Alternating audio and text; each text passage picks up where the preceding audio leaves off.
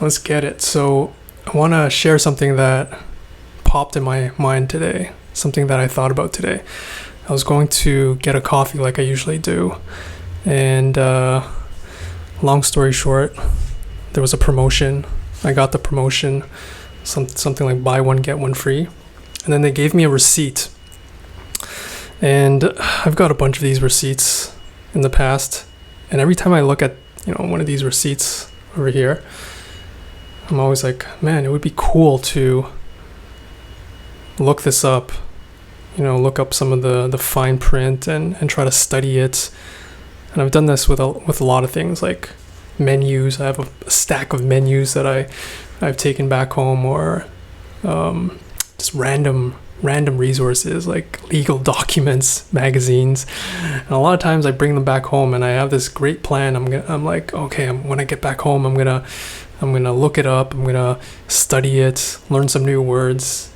And almost every time I forget, or I lose the motivation, or it's natural. Like, we have other important things that we need to do. And it made me think. It made me realize. It made me remind myself that this idea of setting it for later, putting it off, saving it for later. It sounds promising. It sounds good. I want to, good intention. Like, you want to save it for later. You want to do something good. But sometimes it's like, I feel like I said, there's so many things that you want to do, so it's so easy to lose focus. And so the same thing that happens here. I have a bunch of these receipts, a bunch of these menus. I save it for later, and I never get to it. And it made me realize, like, man, I should just do it now. I should just look it up right now. Either right now, if I can't do it right now in the store, go home, do it right away. Or go sit down, do it right away, look it up. And that's exactly what I did. And it made me remind myself that. I've heard of this before. You guys have probably heard of this too. Like, maybe not, I don't know. But Tony Robbins, he's like a famous, I guess, self-help guy, guru, motivational speaker. And he has this thing that he says that stuck with me a long time ago. He was like, if you have this inspiration, this motivation in the moment, try to do it right away, or try to act on it. Even if you can't complete it, try to make the phone call, start the process, start the first step, because it's so easy for that inspiration, that motivation to dip, for you to lose that the next day and the day after. There's so many times where like this happens in other occasions. Like, for example, when I'm thinking of ideas for YouTube, or just journaling sometimes, or thinking of cool things to do, like habits. I'll have all these cool ideas, I'll write them down, and I'll be like, okay, I'm gonna expound on this, I'm gonna expand on this the next day, or I'm gonna work on this the next day or the day after, and I plan it all out. But I don't really expand on it the day of, or that moment. And the next day comes, and I look at the same idea again, and it's like a completely different idea. I don't have that pull, that inspiration to really expand on it. It's like it's lost that magic touch that I had when I initially thought of the idea. In the moment, it was so interesting, so cool. And just a day later, a day old, it's like, it's all right. And so it's really interesting how the mind, it changes. It's really fickle. And so, maybe that idea was a bad idea, maybe, but you never really know until you do it right. What you think can change so easily. And so until you actually do it, until you actually put the work out, realize that work, it's hard to really say. And a lot of times that in the moment inspiration, motivation, whether it's real or not, whether it's valid or not, is sometimes important. I mean, you can look at this in a different way. I mean, look at like love and romance. If we didn't have that initial honeymoon phase where we're a little bit, our emotions are running high, hormones are running high. If we didn't have that, how many relationships would start off? I mean, I don't know. It makes you think. I mean, that honeymoon phase, we all know the hormones are running high. It's not realistic to maintain that, but we all get sucked into it. And I would say it serves an important role because it's what initially attracts you to someone. The same way that initial motivation to do something, that initial inspiration is what attracts you to a particular idea. And if you don't act on it right away, it may subside, it may disappear. So just makes you think. So for this receipt, this is what I did. I went back home, I started looking it up right away, and man, learned so many new words, so many cool things. Sometimes, like for example, when I'm working, this can be a good or a bad thing. For example, when I'm working and I'm journaling, I try to journal every day. And what I try to do is try to minimize distractions. What I do is sometimes when I'm journaling, when I'm doing something like deep, trying to do deep work here, and sometimes I'll have distractions all the time. Procrastination, that's how the mind works. It's like I'm trying to do something and then the mind wants to distract me. Oh, I need to check this. I need to do something that's normally really banal, unimportant. But in the moment while I'm doing some of this deep work, it seems so important. Like I need to fix this, clean up my room, something that would seem super boring. Look up this, look up that. And what I've tried to do is train myself to sort of quell those urges. And what I do is when I'm writing, I'll just I'll write a to-do list. So while I'm doing my work, if something pops in my mind, something seems super pulling and urgent in the moment, I'll just write it down. And what I realize is that a lot of times after I'm writing, all these things that I write down are probably not that important. They're not that urgent. I can do it later. And actually most of the time I usually forget about it. It shows how important they are in the moment. So this is another take on this thing of saving it for later. Saving it for later could be a good thing or it could be a bad thing. The good thing is that, a lot of times saving it later will help you realize that a lot of these things that seem important in the moment are actually not important, or not as important as they seem. And so you can use it to your advantage, saving it for later, right? So if it's a distraction, if it's a procrastination, you can notice that. And I have to practice doing this too, noticing that, maybe this is not that important. And but then on the flip side, it can also be something that can be important.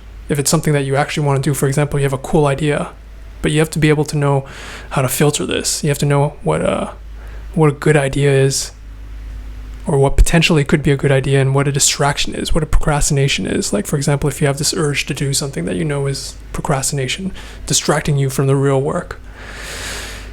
And so, hopefully that motivates you guys. It's going to be a good reminder for me to, if I see something, for example, a lot of times I'm walking down the street and I see a word and maybe I'll take a picture or I'll look it up and then save it on my phone or on Pleco.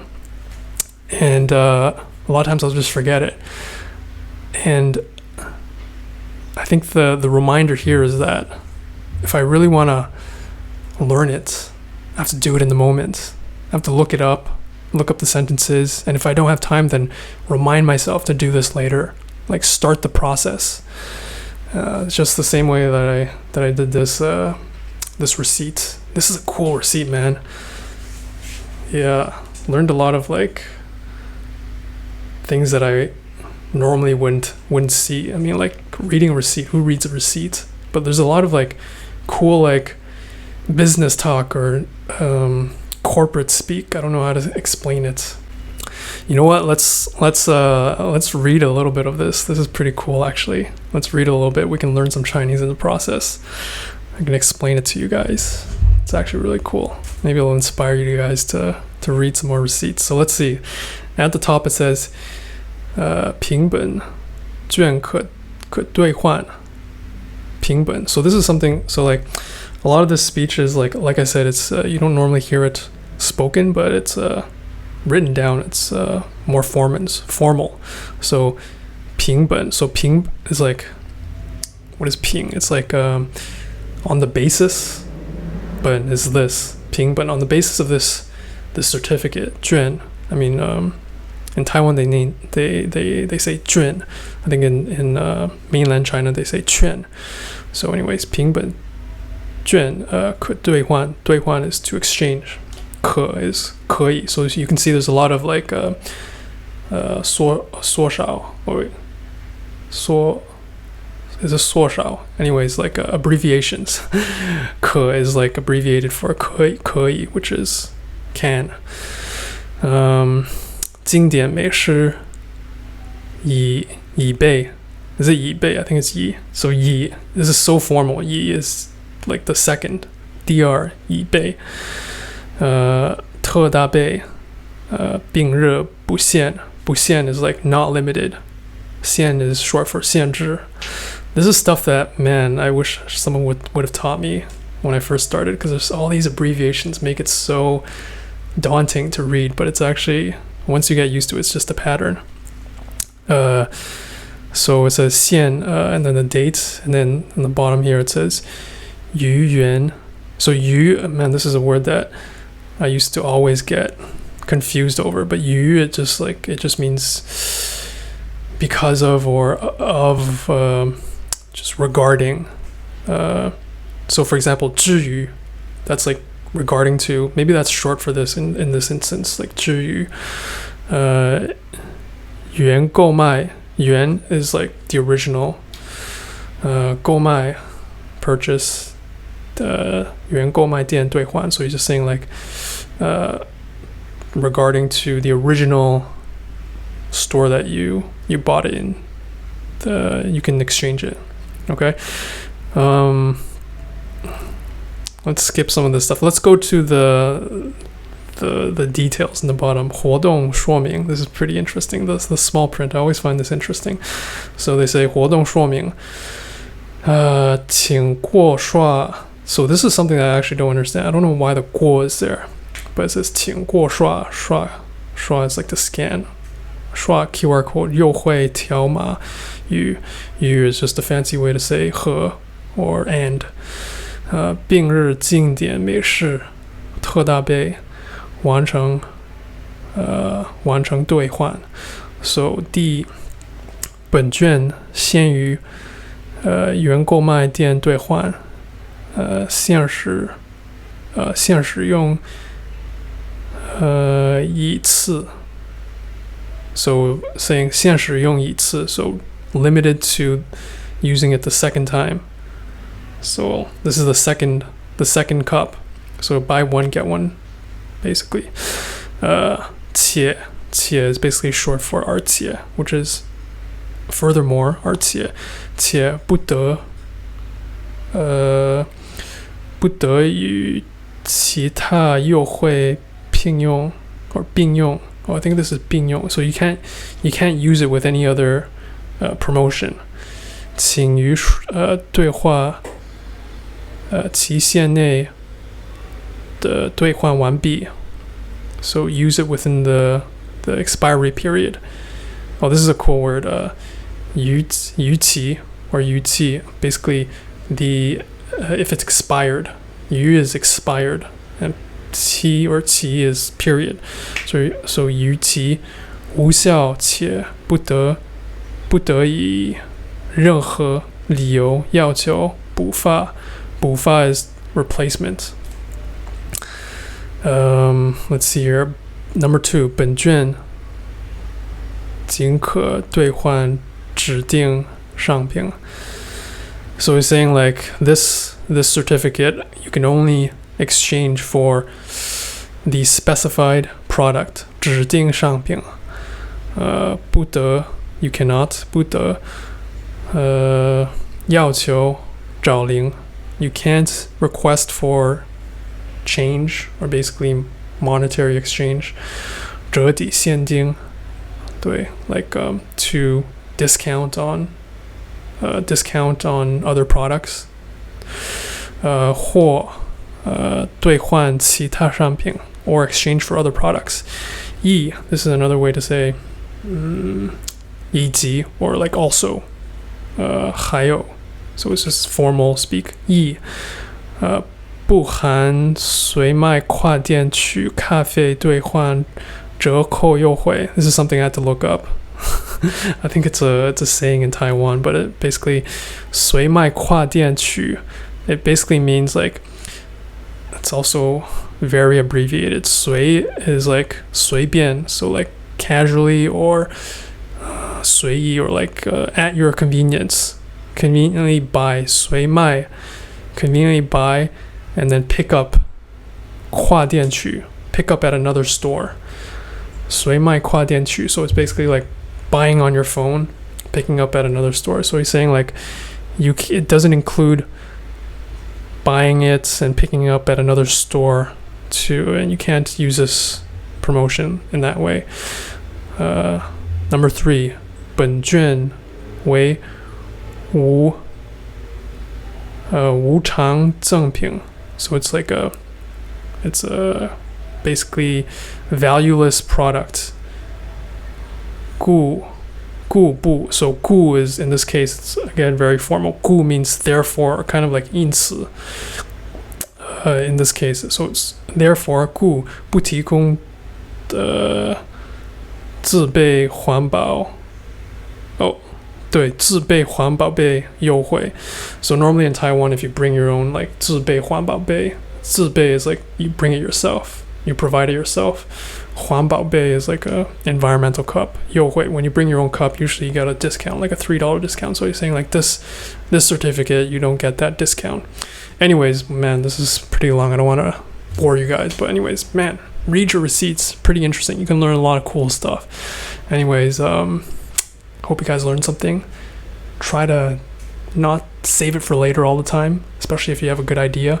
Try to act on it right away if you think it's a good idea. And see you guys next time.